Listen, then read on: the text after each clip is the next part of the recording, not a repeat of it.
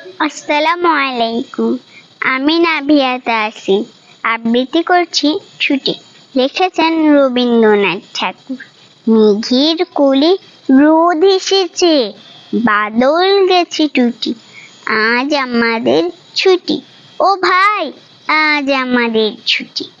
কি করি আজ ভেবে না পাই, পথ হারিয়ে কোন বনে যাই, কোন মাঠে যে ছুটে বেড়াই।